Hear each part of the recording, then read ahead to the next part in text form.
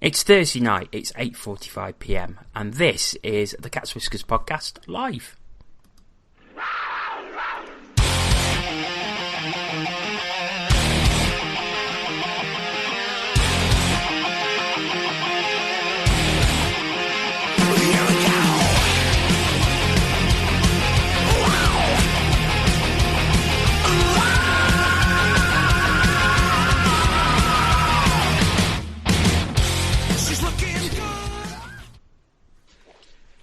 Okay, I've got a confession to make. We're not really live. We actually recorded this last night because unfortunately no one was available tonight, but we are putting it out at the same time.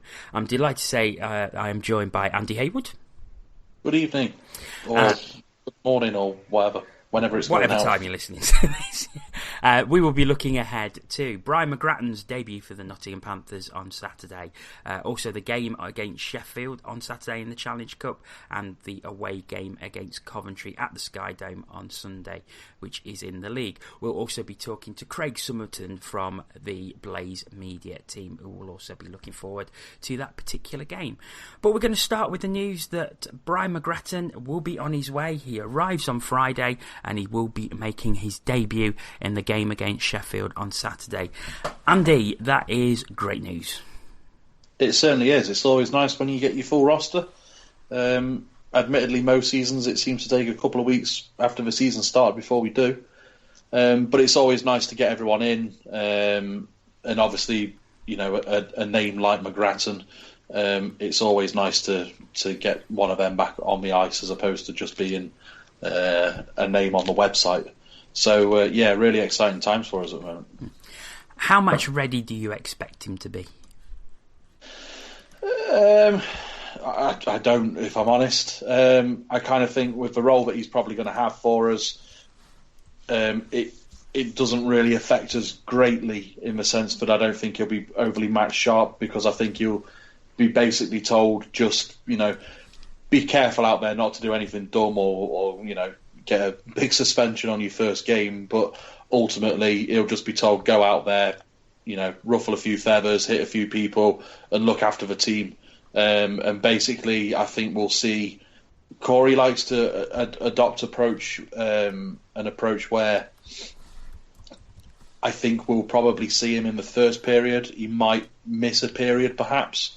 He's done it before with new starters where he'll sit them for like the second period, for instance, so that they can watch the game and see it a bit, and then obviously bring them back out again a bit fresh.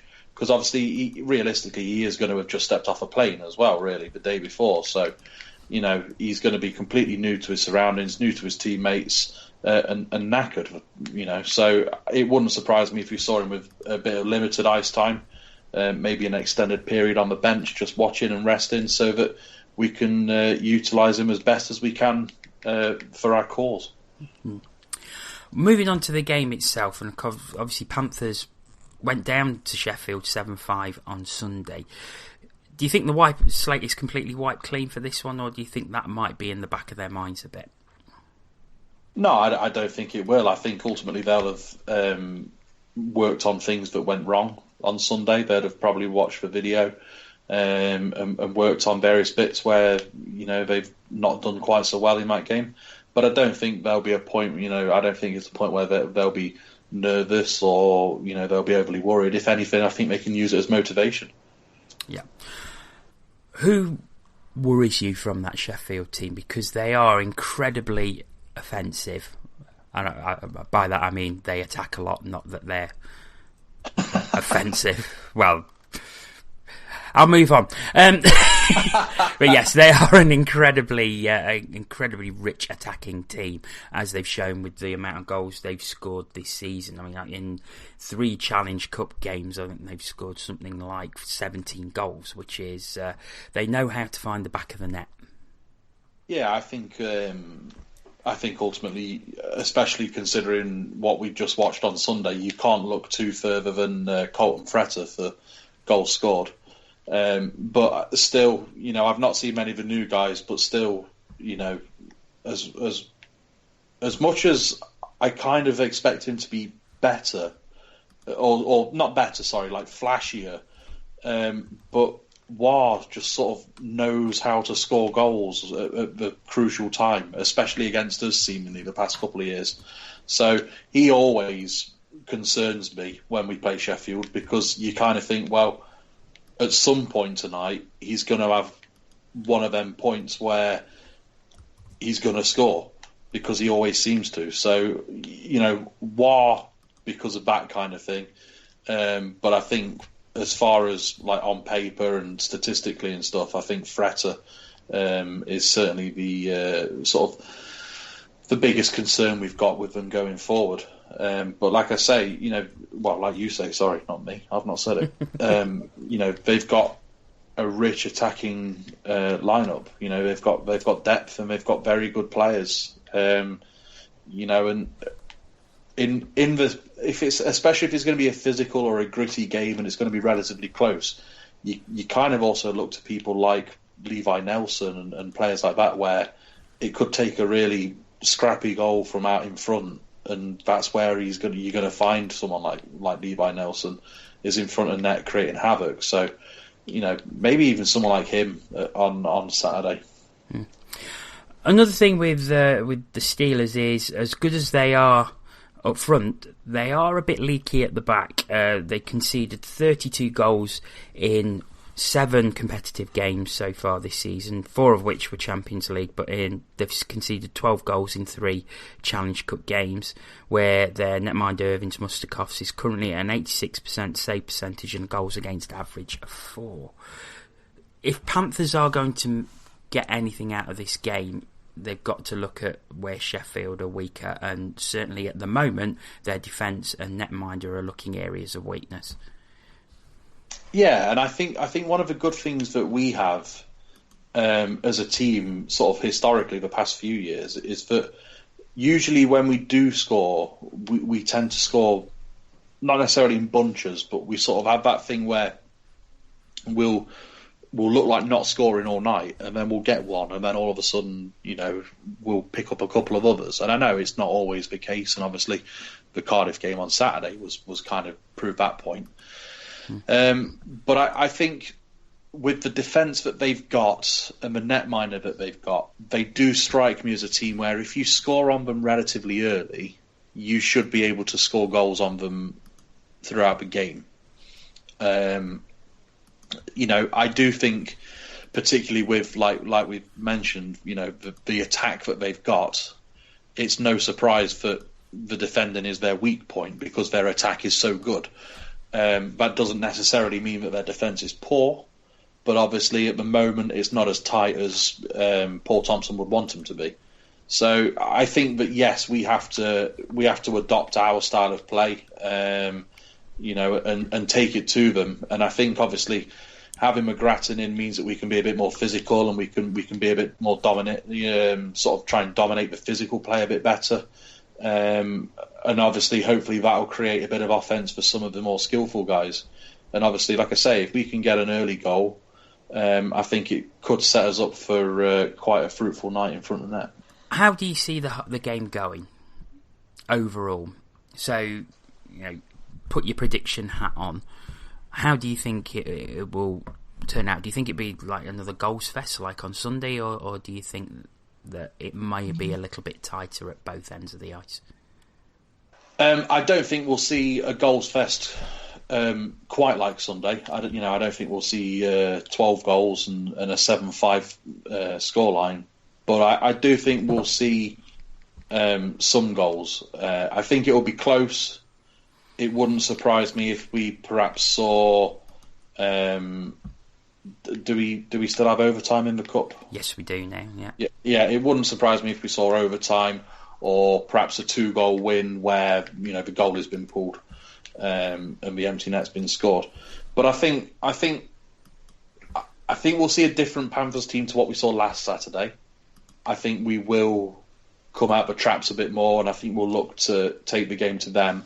But I do also think that we will have to be defensively sound because of that attacking lineup, and they've got a lot of speed on that team as well, which is, realistically, I mean, we've seen last season with players like Mosey, it's the speed of the rushes that create the really good chances. So we've got to be cautious, but I do think we'll see a more attacking team on Saturday than we did last Saturday. But I think we'll win with it being at home. I think with it being McGrattan's debut, I do think we'll get the 2 points, and I'll put my neck out and say 4-2 or 4-3. Okay. Another point I want to make before we move on to Craig Summerton and the Coventry game.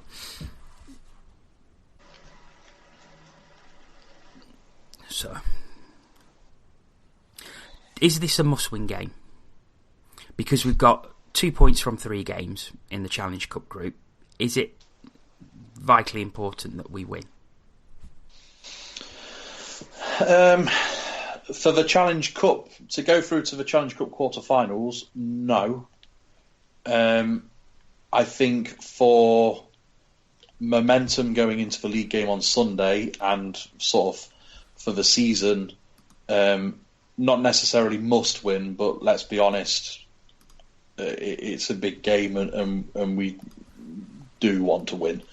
I still think it's extremely early, and it's only I say only, it is just a Challenge Cup game, as in it doesn't double up for any league points. So I don't think it's a must-win game in that sense, but you kind of feel that, to get one over our big rivals, a big home game in front of a big crowd, and obviously playing in the league the day after, it would be important to get the win to start the momentum and get the ball rolling again.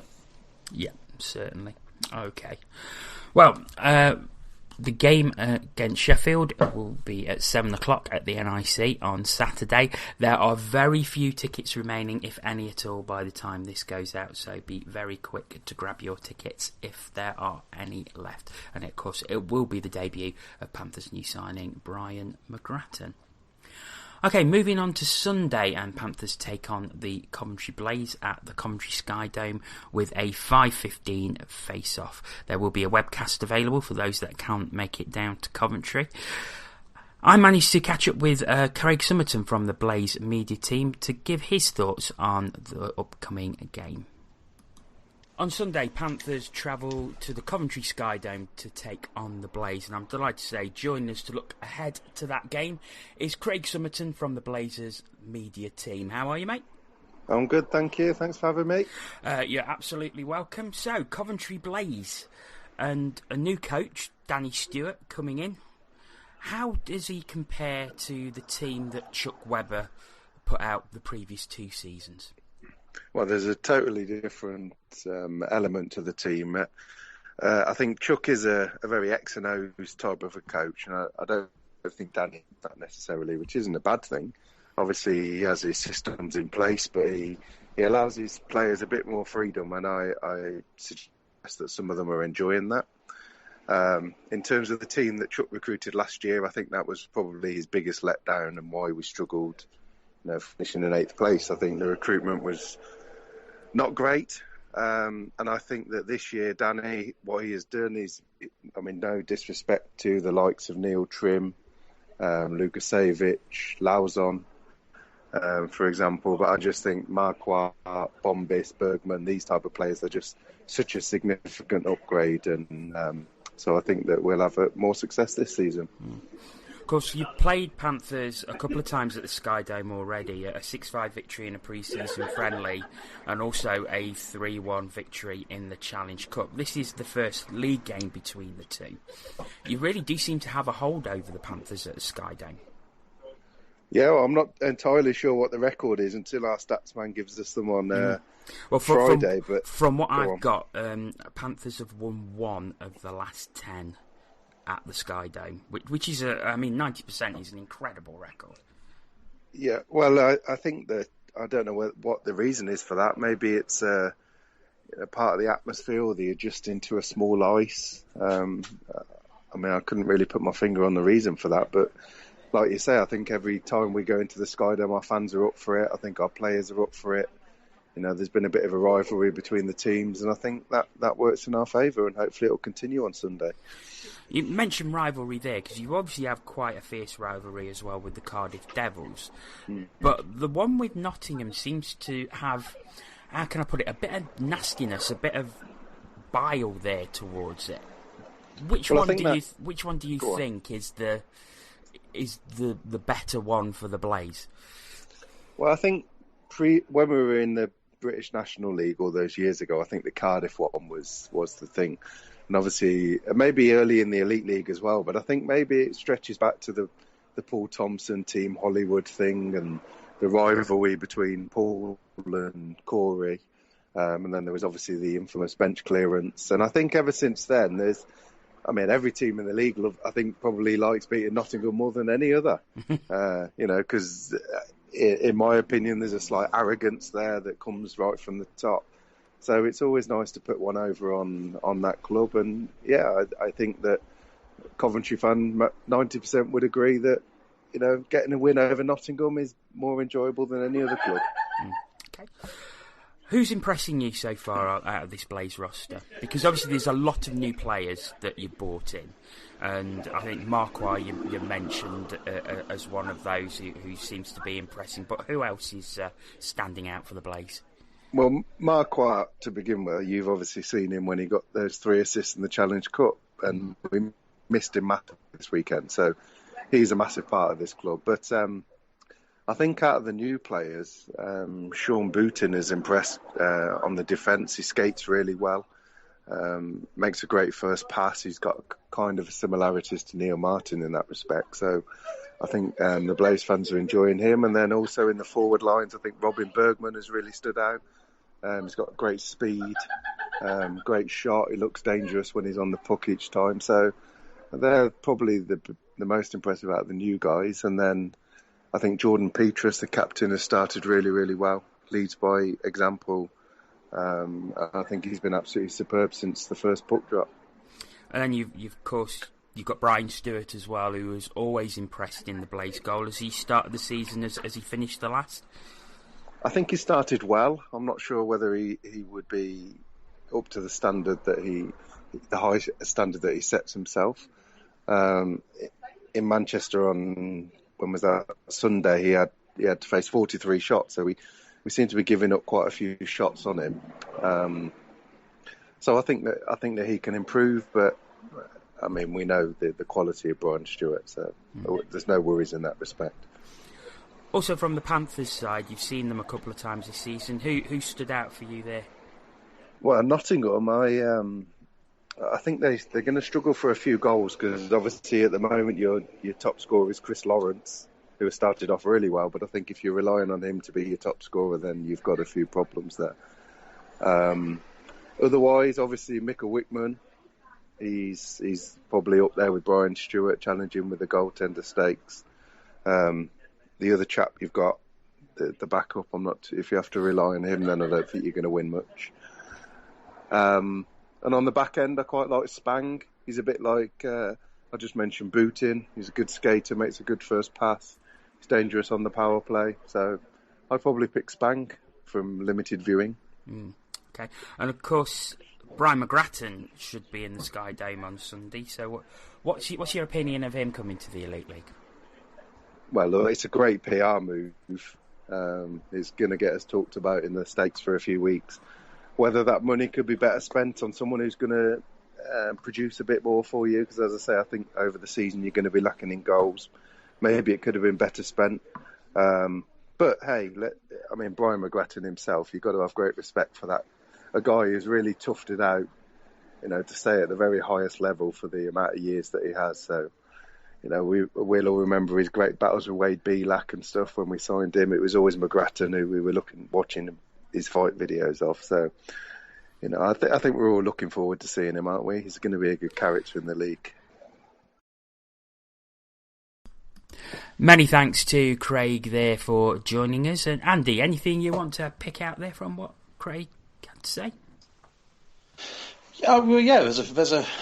There's a few things in there that I thought were really quite interesting. I think obviously, the first one to touch on is obviously the whole conception that we're incredibly arrogant, and I wholeheartedly agree that we are in that regards. And it's a shame because although you need a level of confidence, you need a level of arrogance at certain levels. There's the whole, there's always the big thing made of Corey. And I think you need a level of arrogance and confidence in your team to be successful. And I think he's proved that. But there are other areas where our arrogance is completely uncalled for. I think it's completely unnecessary. And I think at times it's completely unprofessional. And it is very interesting to hear it from other people because we sort of talk about it at times and sort of think we're doing this wrong or that shouldn't be being done. But it is good to hear it from other fans and other people from other teams because it kind of proves that point.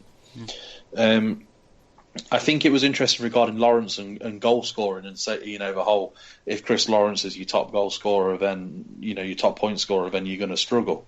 I'm not convinced I buy that. I kind of get what he's saying in the sense that with the, let's face it, with some of the other players we've got, he probably shouldn't be.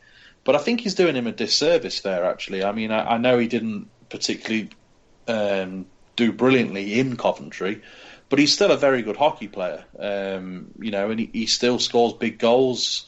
He's put up points, in the 2 years he's been with us. And if Chris Lawrence is our top point scorer, I don't think it's too much of an issue as such. I certainly think he'll be top 5 by the end of the season, regardless, because that's the type of player that he is. And the final thing I wanted to talk about was regarding McGrattan. And obviously, could the money have been spent better elsewhere? And obviously, he mentions the fact that we look light on goals. I mean, obviously, we might look light on goals, but in an ideal world, you've got to think that on paper, Clark and Schultz should be touching 30. You'd think. Yeah. Obviously, you've got players like Brad Moran, Nicky Foruk, that should chip in, but they're going to be more primary assist sort of people. So I think we've got goals in us. I think staying fit is key, and obviously I've mentioned Schultz, and obviously he's been in and out of the team a little bit to start this season. And I just hope that we manage to keep him fit and get him playing to how he was before he had that knee injury against Edinburgh last year, because he was unstoppable at times.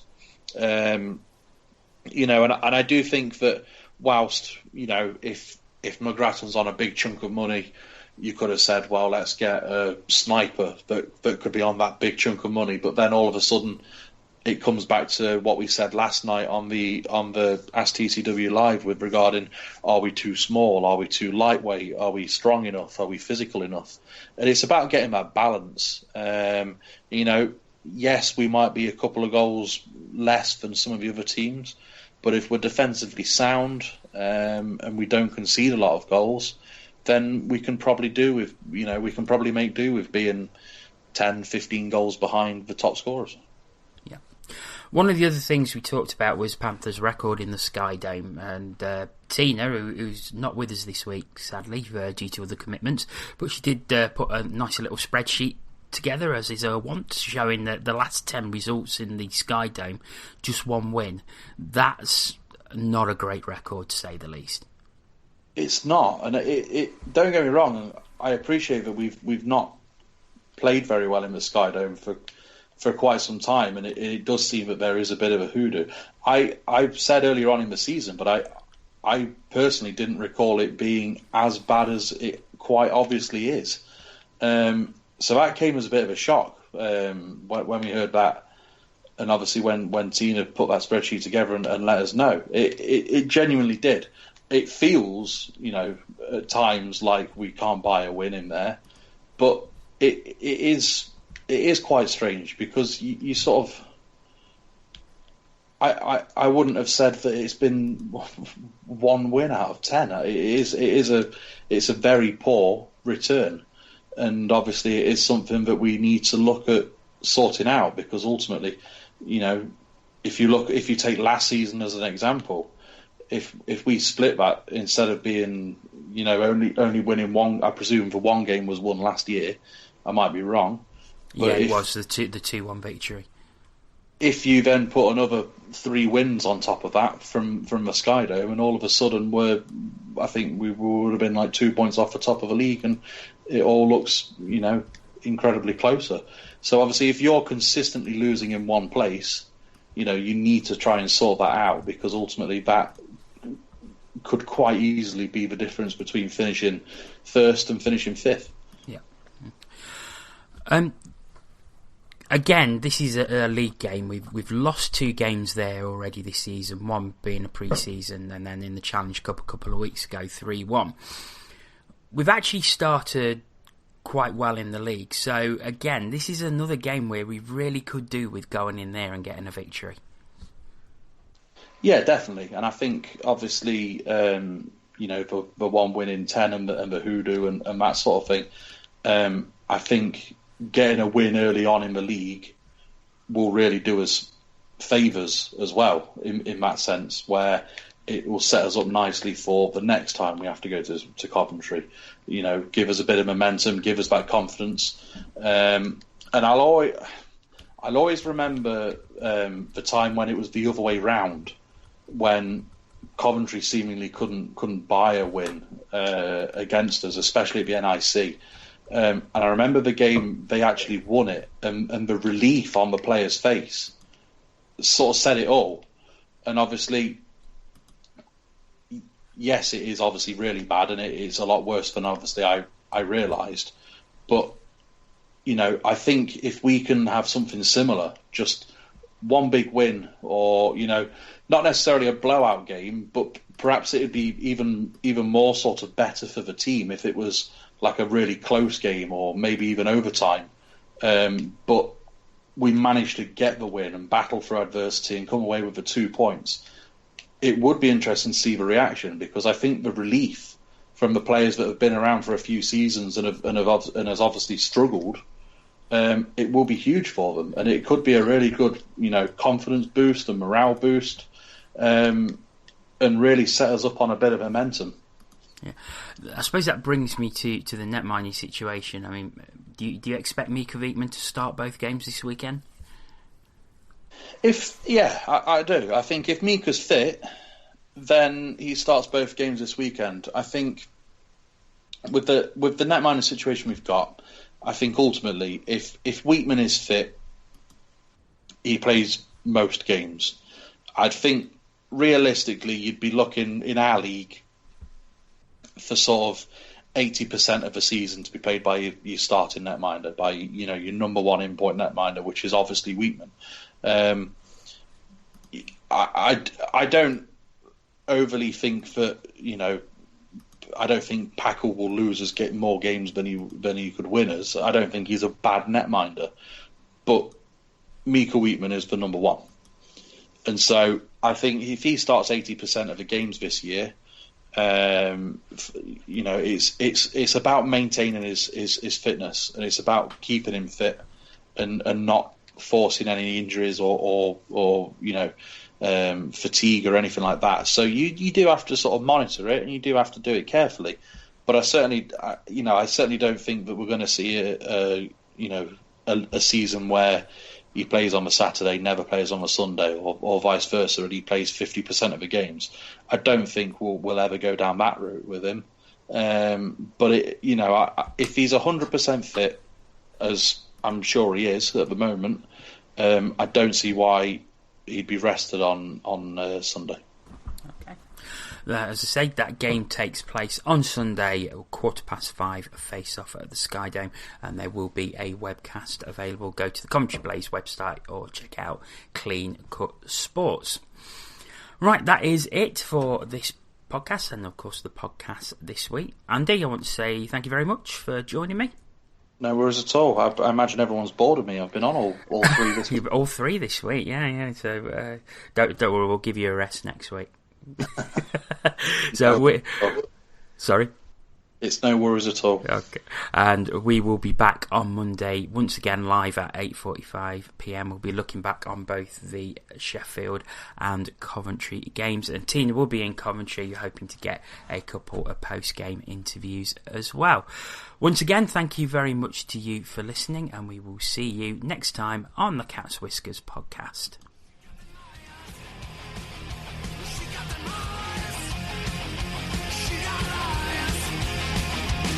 She got teeth like